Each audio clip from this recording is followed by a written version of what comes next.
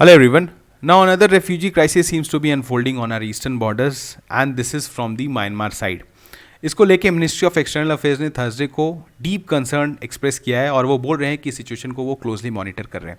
अभी refugee crisis क्या है, आपको पता है हमारे जो ईस्टर्न बॉर्डर्स हैं वो काफ़ी पोरस हैं और यहाँ पर इस तरह के माइग्रेंट रेफ्यूजी क्राइसिस चलते रहते हैं। तो इस सिचुएशन को हम लोग को अच्छे से एनालाइज करना है और देखना है कि इसके पीछे का कोर रीजंस क्या है।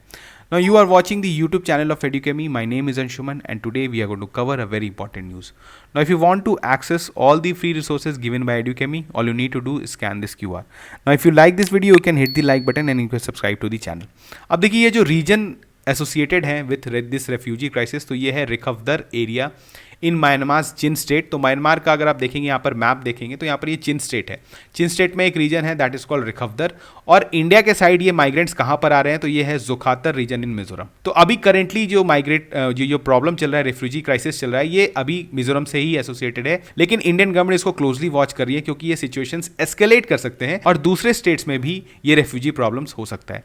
अगर गवर्नमेंट एस्टिमेशंस की बात करें तो अराउंड 5000 रेफ्यूजीज जो हैं वो ऑलरेडी मिजोरम में एंटर कर चुके हैं पिछले कुछ दिनों में। अब देखिए ये जो सबसे बड़ी बात इसमें क्या है कि इसके पीछे का रीजन क्या है, तो सबसे इंपॉर्टेंट जानना है आपको कि ये जो माइग्रेंट्स और रेफ्यूजीज हैं ये कॉमन पीपल नहीं है म्यांमार के, ये बेसिकली वहां के पुलिस पर्सनल्स हैं और मिलिट्री पर्सनल्स हैं। अब आपको लग रहा हो कि पुलिस और मिलिट्री के लोग म्यांमार गवर्नमेंट के इधर क्यों आ रहे हैं, तो इसके पीछे का रीजन क्या है कि वहां पर जो लोकल रेजिस्टेंट ग्रुप्स हैं और रेबल ग्रुप्स हैं, जैसे आपको याद होगा मुक्ति बाहिनी, अगर आपने कभी भी बांग्लादेश के बारे में पढ़ा होगा, बांग्लादेश की आजादी के बारे में, तो मुक्ति बाहिनी का नाम हुआ था। तो वैसे ही यहाँ पर जो है आपको पता है मिलिट्री जंटा गवर्नमेंट है, मिलिट्री अथॉरिटेरियन गवर्नमेंट है, उसके अगेंस्ट जो लोकल रेजिस्टेंट ग्रुप्स हैं उन्होंने ऑर्गेनाइज्ड रिबेलियन वहां पर कर दिया है with the help of arms and ammunition. उनको बाकी कंट्री का भी सपोर्ट मिल रहा है, तो इन्होंने आर्म्स जो है वो उठा लिया है और वहां पर जो मिलिट्री हैं, पुलिस पर्सनल्स हैं, उनको अटैक कर रहे हैं। वो अपने जान बचाने के लिए जो है वो इंडिया के साइड माइग्रेट कर जा रहे हैं। अब इसके पीछे का रीजन जानना है तो हमें थोड़ा सा हिस्ट्री में जाना पड़ेगा, थोड़े दिन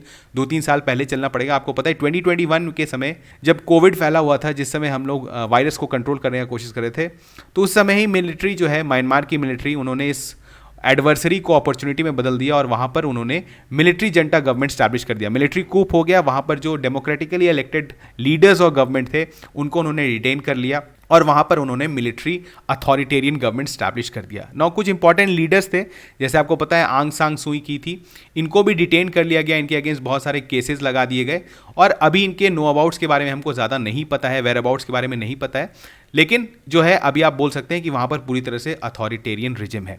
अब इन्होंने बोला है ये जो रिबेल्स हैं जो हम लोग देखेंगे जो कि अटैक कर रहे हैं वहाँ के मिलिट्री को, तो इनको सपोर्ट कौन कर रही है, that is called national unity government. ये जो डेमोक्रेटिक लीडर्स थे इन्होंने एक अपना पैरेलल शैडो गवर्नमेंट बना लिया है और ये बोल रहे हैं कि वंस मिलिट्री जब पावर से जब इनको हटा दिया जाएगा तो ये वापस फोर्स में आ जाएंगे और ये जो है ये पूरी तरह से ये जो रिबल फोर्सेज हैं इनको सपोर्ट कर रहे हैं, इनको ऑर्गेनाइज करने में मदद कर रहे हैं। हालांकि जो मिलिट्री जंटा चीफ हैं उन्होंने बोला है कि वो उनके पास मिलिट्री माइट है, ऑब्वियसली उनके पास टैंक्स हैं, वेपन्स हैं, एयरप्लेन्स हैं, जेट्स हैं, तो वो बोले हैं कि वो पूरा फोर्स लगा देंगे इन सारे रिबेल्स को सप्रेस करने के लिए। तो आगे आने वाले टाइम में देखते हैं कि होता क्या है। अब जो पास्ट 2 साल जो बीता है 2021 से 2023 के बीच में, तो वहां पर जो बर्मा का जो मिलिट्री है, जो वहां पर जो म्यांमार मिलिट्री है, वो उनके बहुत सारे एट्रॉसिटीज देखने को मिले। ऑब्वियसली आपको पता है जब भी कोई अथॉरिटेरियन गवर्नमेंट आती है तो उसके अगेंस्ट जो है लोग खड़े होते हैं, ठीक है, कुछ क्योंकि ऑप्रेसिव होती है इन नेचर,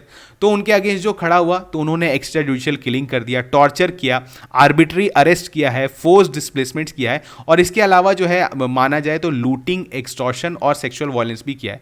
तो वहां पर लोग खुश नहीं है इस गवर्नमेंट से और वो चाह रहे हैं कि वहां पर जो रिबेल ग्रुप्स हैं उनको सपोर्ट भी कर रहे हैं और वो चाह रहे हैं कि जल्दी से आप इस गवर्नमेंट को हटाएं।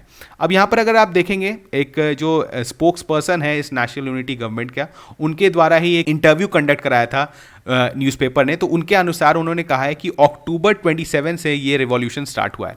तो आप बोल सकते हैं एक तरह का रिवॉल्यूशन वहां पर स्टार्ट हो गया है और इसी कारण इसको नाम दिया है उन्होंने ऑपरेशन 1027। इसका मतलब क्या हुआ, 27 अक्टूबर, 10th is for October and 27 is for date. तो यहां पर उन्होंने बोला है कि ऑपरेशन 1027 हमने स्टार्ट कर दिया है और इसमें जो लोकल जो ग्रुप्स हैं हम लोग देखेंगे यहां पर इनको बोला जाता है EAOs। EAOs का मतलब क्या हुआ, एथनिक आर्म्ड ऑर्गेनाइजेशंस, ठीक है।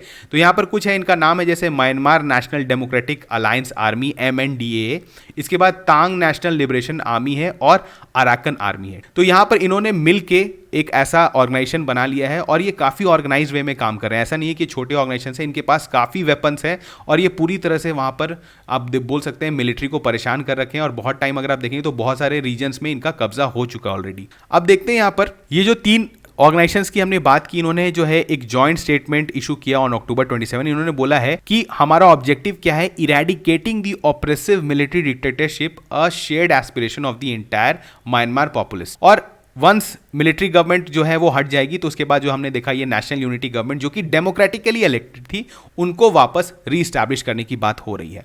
अब देखिए यहाँ पर जो बहुत सारे हमने देखा जो एथनिक EAOs हैं, इसके अलावा आपको पता है जो कॉमन पीपल हैं उनको भी आर्म्स का सप्लाई मिल गया है और वो भी जो है इन रेबल ग्रुप्स को ज्वाइन कर लिए ना। ये जो कॉमन पीपल हैं इनका नाम है पीपल्स डिफेंस फोर्सेज, ठीक है। तो ये आप बोल सकते हैं peoples defence forces plus EAOs ने जो है वो एक organised rebellion against the Myanmar army जो है वो छेड़ दिया है। अब यहाँ पर आप देखेंगे तो ये लोग जो आपको लग रहा होगा कि ये कॉमन पीपल का फोर्स है, तो ये ऐसा नहीं है कि ये भाला या फिर एक्स लेके उतरे हैं, इनको वेपन्स मिला हुआ है, इनके पास गन्स हैं, इनके पास मिसाइल्स है। तो ये अब आप समझ रहे हैं कि वहाँ पर सिचुएशन जो है वो दिन ब दिन डिटोरिएट होगा और ये आप देख सकते हैं ये जो माइग्रेशन का जो प्रॉब्लम है या जो रेफ्यूजी क्राइसिस है ये बढ़ता दिख रहा है। अब अगर हम लोग देखें यहाँ पर देखिए 3 इंपॉर्टेंट ग्रुप्स हैं, मैंने बोला आपको, वन जो अराकन आर्मी है, उसके बाद आप देखेंगे तो that is called Myanmar Thang national liberation army. आप इनके इमेजेस को देख के समझ सकते हैं कि ये कॉमन फोर्सेस नहीं है, बिल्कुल आर्मी जैसे ही दिखते हैं। ये पूरी तरह से ऑर्गेनाइज है, प्लस इनको फॉरेन सपोर्ट भी मिला हुआ है। तो आप ये समझ रहे हैं कि ये पूरे ऑर्गेनाइज वे में काम चल रहा है। तो हो सकता है कि आगे आने वाले 2-3 महीनों में आपको रिजिम चेंज देखने को मिल जाए। अब देखिए यहाँ पर जो बात की गई है कि वहां पर मिलिट्री कमजोर क्यों होती जा रही है, तो यहाँ पर जो उनके मतलब जो इंटरव्यू हुआ उनके अनुसार उन्होंने माना है कि जो ट्रूप्स हैं वो भी पूरी तरह से जो है वो मिलिट्री के जो फंक्शंस हैं या जो उनके द्वारा कारनामा किया हुआ है उसको वो सपोर्ट नहीं करें, बिकॉज ऑब्वियसली वो भी कॉमन ही पीपल हैं और उनका एस्पिरेशन जो है वो कॉमन पीपल के साथ मिलता है। तो वहाँ पर बोला गया है कि ये जो मिलिट्री के द्वारा एट्रॉसिटीज़ किए जा रहे हैं या ये काम कर रहे हैं वो इसको सपोर्ट नहीं करते। इसके कारण आप देखेंगे तो बहुत सारे डिफेक्शंस भी हो गए इस फोर्सेज में, बहुत सारे मतलब जो मिलिट्री पर्सनल्स थे म्यांमार आर्मी में वो ये सारे फोर्सेज को ज्वाइन कर ले रहे हैं। तो यहाँ पर जो इनका नंबर्स है वो डिक्रीज होता दिख रहा है और आप देखेंगे तो बहुत एरिया से जो है वो मिलिट्री का कंट्रोल अब पूरी तरह से खत्म हो चुका है। जैसे चिन स्टेट की बात करें तो अब देखिए चाइनीज भी इसको सपोर्ट क्यों कर रहे हैं, चाइना भी सपोर्ट कर रहे हैं और मिलिट्री जंटा गवर्नमेंट को चाहते हैं कि वो यहाँ से हट जाए, बिकॉज इसके पीछे का कुछ रीजन है। अगर आप म्यांमार के और चाइना के मैप को देखेंगे तो जो क्लोजेस्ट रीजन है चाइना के that is called Shan state. Now Shan state में क्या है, कुछ ऐसे आप बोलेंगे तो क्रिमिनल एक्टिविटीज जो है वो म्यांमार आर्मी के अंदर जो है वो कंडक्ट कराया जा रहा है, जिसके वजह से चाइना भी अफेक्टेड है। यहाँ पर जैसे आपको देख सकते हैं तो ह्यूमन ट्रैफिकिंग है, इसके बाद साइबर क्राइम्स जो है वो यहाँ से किए जा रहे हैं। तो चाइना ने टाइम टू टाइम जो है ये बोला है म्यांमार को कि आप ये सारे एरियाज को चेक करें। जो मिलिट्री जंटा गवर्नमेंट थी उन्होंने बोला था कि आप इसको कंट्रोल करें।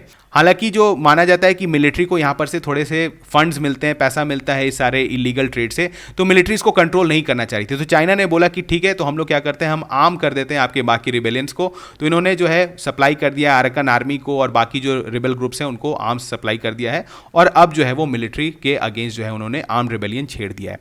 अब देखें यहाँ पर इंडिया के साइड से क्या है, तो इंडिया जो है वो क्लोजली वॉच कर रहा है इस चीज़ को कि ये ज़्यादा मतलब ये रेफ्यूजी क्राइसिस बढ़ता नहीं चला जाए, बिकॉज 5000 जो है वो ऑलरेडी बहुत ज़्यादा अमाउंट होता है। और आपको पता है हमारा जो रीजन है, जो पूरा ईस्टर्न रीजन है, वो ऑलरेडी बहुत सेंसिटिव रीजन है। वहाँ पर जो है कन्फ्लिक्ट चलते रहते हैं, एथनिक कन्फ्लिक्ट्स काफ़ी चलते हैं। तो उस केस में इंडिया इस चीज़ को, इन्फ्लक्स को, जो माइनमीज नेशनल्स हैं, इसको बहुत क्लोजली वॉच कर रहा है। और आगे आने वाले टाइम में आप देख सकते हैं कि 2-3 महीने में यहाँ पर रिजिम चेंज देखने को मिलेगा। तो हो सकता है कि आफ्टर जो यहाँ पर मिलिट्री गवर्नमेंट हट जाए, मिलिट्री जंटा गवर्नमेंट हट जाए और डेमोक्रेटिकली इलेक्टेड गवर्नमेंट आए, तो इंडिया के पर्सपेक्टिव से भी ये सही होगा, बिकॉज एक रिस्पॉन्सिबल गवर्नमेंट होना नेबरहुड में ये ज्यादा इंपॉर्टेंट है। तो इसमें जो भी डेवलपमेंट होता है उसको आगे आने वाले टाइम में हम लोग कवर करेंगे अगर कुछ ऐसा चेंज होता है।